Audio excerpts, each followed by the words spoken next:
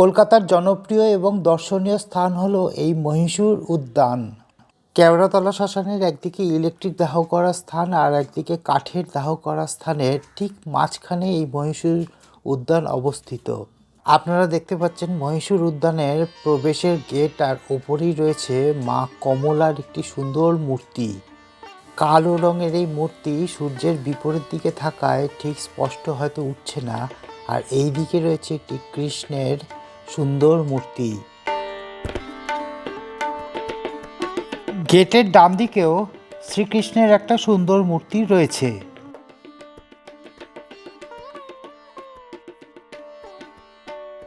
আর এইদিকে একটি হাতি দাঁড়িয়ে রয়েছে।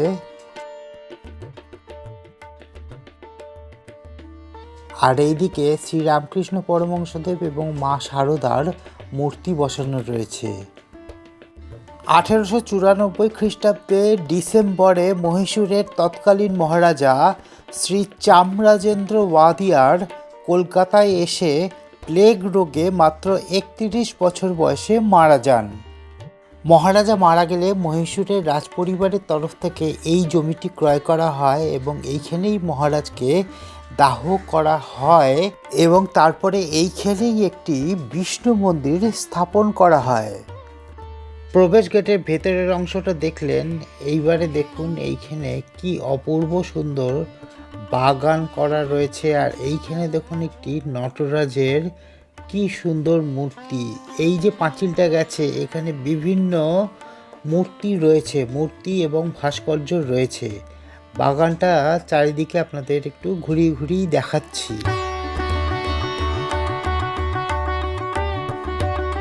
ভারী সুন্দর বাগান, নানা প্রজাতির ফুল এখানে আপনি দেখতে পাবেন।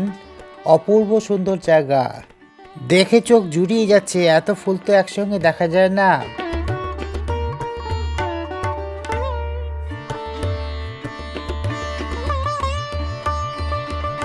সামনে দেখুন, ওটা হচ্ছে এখানকার অফিস ঘর। আর এইখানে দুজন পুলিশ বসে রয়েছেন। চলুন তাহলে মন্দিরের দিকে এগিয়ে যাই। পাঁচিলের গায়ে দেখুন ভীষণ সুন্দর একটা মা দুর্গার ভাস্কর্য। আর এইদিকে লক্ষ্য করুন, গাছটা এত সুন্দরভাবে কেটেছে, মনে হচ্ছে একটা পাখি অথবা একটা কচ্ছপও হতে পারে।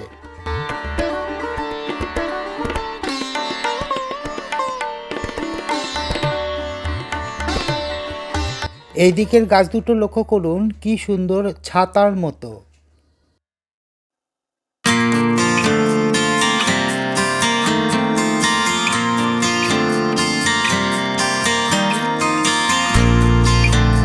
এই গাছটা লক্ষ্য করুন কি সুন্দর ডিজাইন করে কাটা হয়েছে। আর ডান দিকে পাঁচিলের গায়েও টব আছে এবং তার মধ্যে গাছ রয়েছে।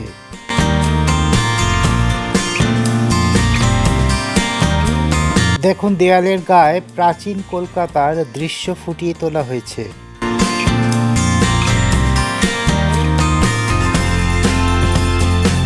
এক ঝলক পুরো মহীশূর উদ্যানটা দেখে নিন। এইখানে দেখুন খুব সুন্দর একটা ফোয়ারা রয়েছে, এখন অবশ্য ফোয়ারা চলছে না।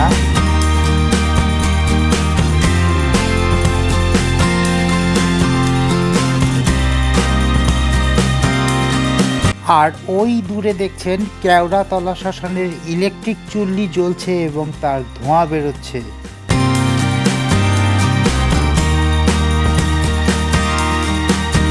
এইখানে লক্ষ্য করুন সৌরমণ্ডলের একটা ভাস্কর্য রয়েছে।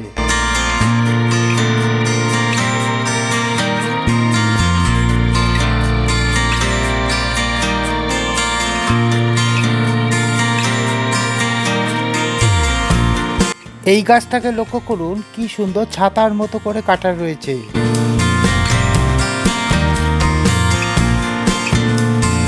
আর এই স্ট্যাচুটাকে লক্ষ্য করুন।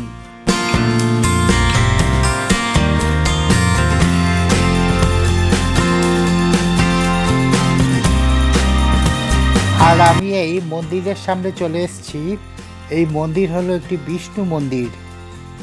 দেওয়ালে প্রাচীন কলকাতার এই ভাস্কর্য দেখে নিন। আর এইখানে আছে হরপ্পা মহেঞ্জোদারোর বিভিন্ন নিদর্শনের ভাস্কর্য।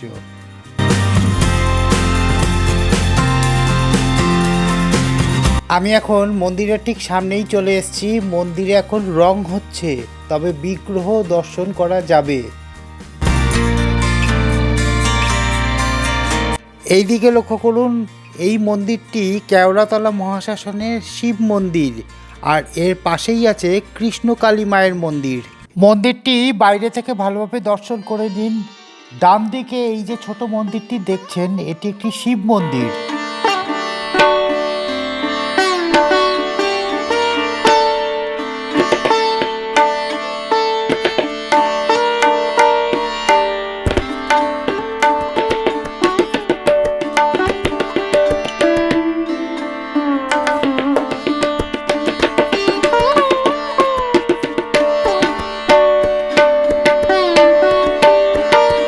মন্দিরের দেওয়ালের গায়ে রয়েছে ভগবান বিষ্ণুর বিভিন্ন রূপের মূর্তি।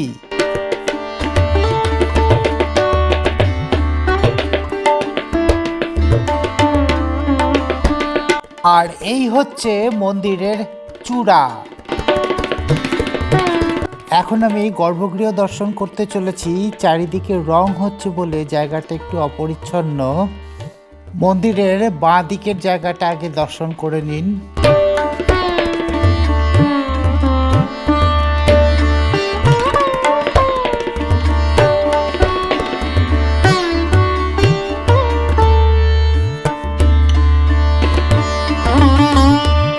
এই হচ্ছে গর্ভগৃহ।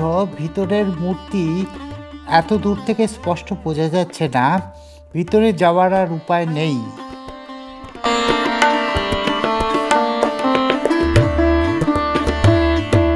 মন্দির থেকে পুরো উদ্যানটার একটা ভিউ দেখুন।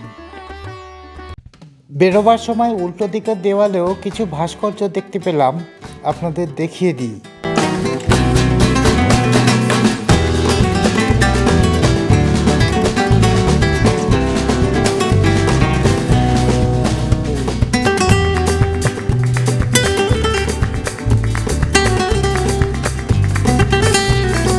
ভিডিওটি ভালো লেগে থাকলে অবশ্যই আমার ভিডিওটিতে একটি লাইক দিয়ে দেবেন এবং আমার চ্যানেলটি সাপোর্ট করবেন।